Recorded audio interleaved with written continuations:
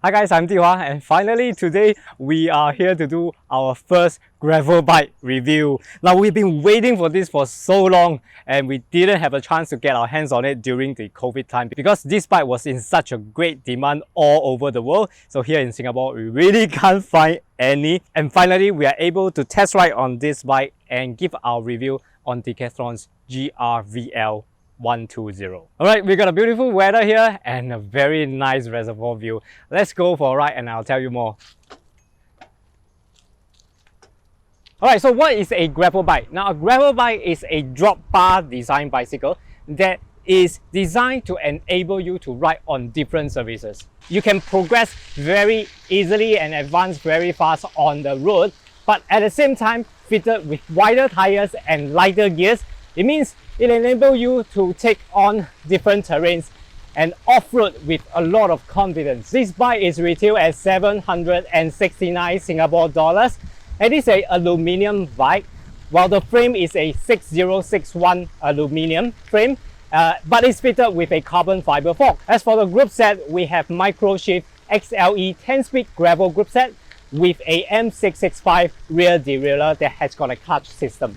Gear ratio we have here, the front chainring is 38T, the rear cassette is 1140T. As for the wheel sets, and that is an alloy wheel set from Triban. It is tubeless ready and fitted with another tubeless ready tire from Hutchinson Override, and the tire size is 700 by 38C. Now finally, for the brakes, we have a Pro Max 330R mechanical disc brake calipers. And all this put together, we have a bike that weighs 11.29 kilograms. So how does it feel riding on this bike? Now for my impression of this bike, I would like to separate it into two different categories. One being on how we actually perform on the gravel side. Now I feel that this bike is designed and more suitable for light gravels, such as what we have here at Bedok Reservoir, Coney Island, or even most part of Pulau Ubin. Only at some point in Pulau Ubin where we were at the Blue Square mountain bike trail, at just a few points when the ground gets muddy or when the grass gets too wet, then we kind of have problems with the handling. But I think that is because the tires that we are having here is a semi-slick tire in the gravel category, which means it is not really designed for loose gravel or for harsh terrains. And if you want to tackle those tougher terrains, then I guess you have to change to a more knobby tire. And by the way, this bike can support up to 40 mm tire. Well, but I'm happy with the gear ratios that I'm having here. Now, this gear ratio allows me to really ride up a knoll. So I've experienced that in Ubin. Now, no problem with the Blue Square trail at all. And it is actually very comfortable. It's sufficient for all the terrains that I experienced there. And the best thing is that it actually can support up to 46T. So it is not the maximum potential that we are grinding out of it yet. So you can actually fit a 46T cassette. And also something notable is that this Microshift M665 rear derailleur has got a clutch system, which means it can hold your chain in a firm position even when you are shifting gear, so you don't get like loose chain or chain slap that easily even when you're riding off-road. This bike is a very good commuter bike.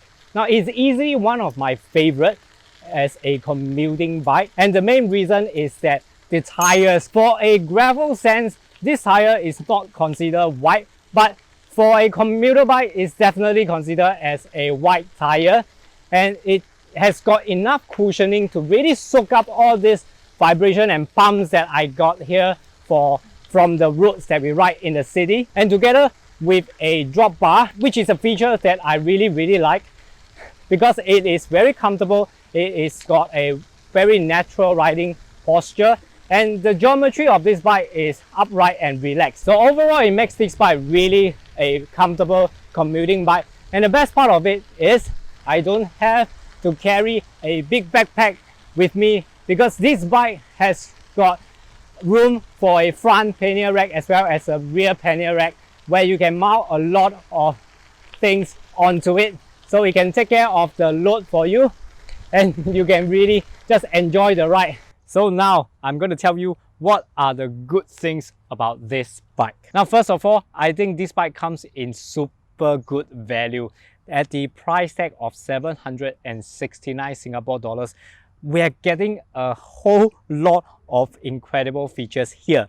Let me just do a simple breakdown for you so that you can see what I'm talking about. We've got a 6061 alloy frame here with a carbon fiber fork. So this carbon fiber fork is easily about $100, and it is something that I appreciate to have for a gravel bike. Going off-road means we experience a lot more vibrations and bumps. So having a carbon fiber fork can actually reduce that and make the ride more comfortable. Next, for the group set, we have the Micro Shift XLE 10-speed group set, and it is a gravel specific group set.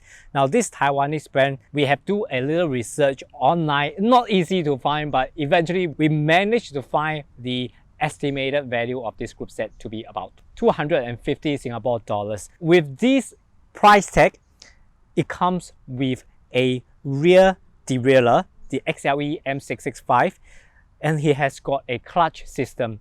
Now, for those of you who is not familiar with a clutch system, well, mountain bikers will know because they really appreciate that. So what's the advantage of this clutch system?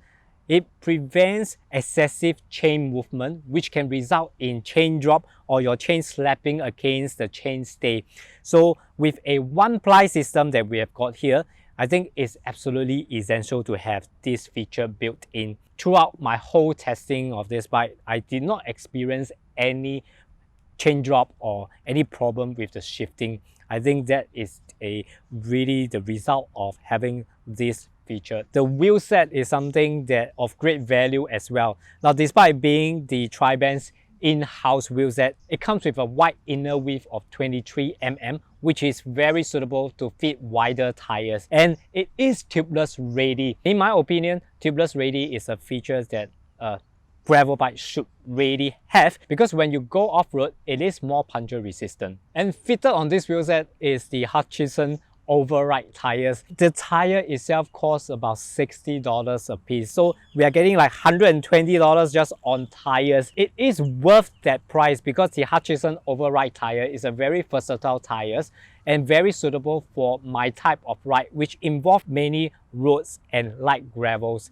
And so fitted with this tire, it makes it very comfortable to ride on light gravel, and at the same time, it doesn't lose too much speed and performance while I'm on tarmac roads. But do note that this tire is still considered as a semi-slick tire, and for loose gravel and muddy trails, this don't work so well. Okay, so if we continue to do our estimate on the cost price of this bike, the wheel set I mentioned earlier, maybe $50, and the rest of the components, including the seat post, saddle, handlebar, cassette, and even the brakes, all put together, well, I'm just trying to lowball the Decathlon here, maybe about $80. And if we do the maths, then finally we come up to the point where we get a frame that costs only $169. So I'm just amazed at how Decathlon can put together this bike that performs well, and it looks good as well. Look at the paintwork, is really well done in my opinion. The green matching with this Hutchison 10-wall tires. Overall, it looks really like the gravel bike that I envisioned it to be. It's very modern as well. And yeah, we're just getting so much value out of this price tag here. So again, this is what Decathlon is really good at doing. Now, in terms of the shifting, this Micro Shift XLE shifters really surprises me because the shifting actually is very effortless, both shifting to light gear as well as to heavy gear. So with one swing movement, you can actually shift 3 gears. And what I like is that the shifting is very crisp and it has got this click sound. And every time you just hear a click sound, you can be very sure that the gear goes up or down. However, what I do find is that the grip itself isn't the best for my hand size. The handle area is a bit short, so if I put 3 fingers in, it's kind of tight. But if I put 2 fingers in, then the other 2 fingers don't really sit well on the brake levers. So to me, the ergonomic is something that could be improved. And this brings me to the next segment, which I want to tell you what I find not so ideal on this bike. And yes, back on this shifter. Now this shifter has got a shift cable that is protruding. Now this is like a design used in the Shimano Tony or the older versions of the Shimano shifters, but which has long been phased out because it is really unsightly and it can be obstructive. So having these cables here externally routed, imagine I were to put a pannier rack in front, or I were to put some handlebar back, it will really obstruct all these things that I want to put in front. And it also obstructs the way that I want to hold the grips. It kind of restricts me and take away the freedom of me wanting to grip it wherever and however I want. Moving on, we have some external cables here. So the shift cable is being exposed, routed outside of the frame. Now for gravel bike, I think this is something that can pose a problem, because sometimes when you ride on gravel, it can be quite dirty and muddy. All this can stuck onto the cable and affect your shifting. And at the same time, this exposed cable can be more susceptible, more prone to wear and tear and breakages. Now, frankly speaking, I think in the current context, to have a internal cabling or minimally to have a semi-internal cabling is really the minimum that we should do to the bike frames. Another thing about this bike is that it doesn't come with a separate piece of derailleur hanger. What I mean is that it's got a built-in derailleur hanger here, and that is an extension of the frame itself. The derailleur hanger is usually made of aluminum, which is the softer material, and usually during a crash, that is the first thing to bend or break. And because of that, it kind of preserves the frame as well as the derailleur from breaking. For this we are having here, when we have an accident, and most likely is that either the frame will be bent or damaged, or the derailleur, the rear derailleur will be bent or damaged, or in the worst case, both will be gone, and that is not so ideal for me. So yeah, just my preference is to have a separate piece of derailleur hanger. As for the brakes, we're having a mechanical disc brake here. I can understand because of the price point, we really cannot afford to use hydraulic disc brake, but because we are going gravel riding, so the demand for braking power is higher. So I think that minimally we should have a cable actuated hydraulic brake caliper. So who is this bike for? Now, I think this bike is really suitable for people who are looking to get a taste of gravel riding without breaking a hole in your pocket.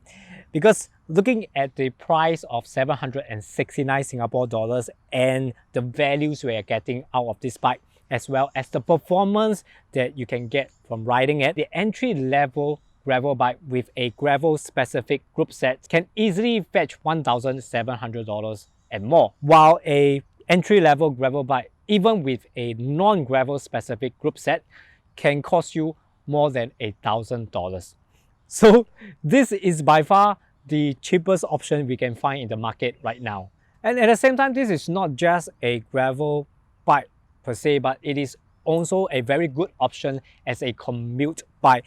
Because with the tires that we have here, a 38C tires, it is wider than a normal road bike or even some hybrid bikes. So it works really well in absorbing the vibration as well as handling the bumps on the roads. And you don't lose a lot of speed with this bike on tarmac roads. So which makes it a very, very good option, in my opinion, to ride it for your commute.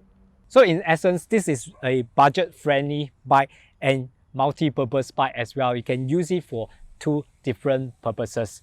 So if you are really keen, I really recommend this bike. If you are one of those lucky ones who are owning this and riding this, do let us know how you use it and what do you think about the bike. Okay, so before we go, I'd like to thank Decathlon Singapore for lending us this gravel bike and making this review possible. So thanks for watching. Do give us your support by liking this video, and hope to see you more in the future reviews. Sorry, what? A hub sound? Okay, here you go. This is what you will hear.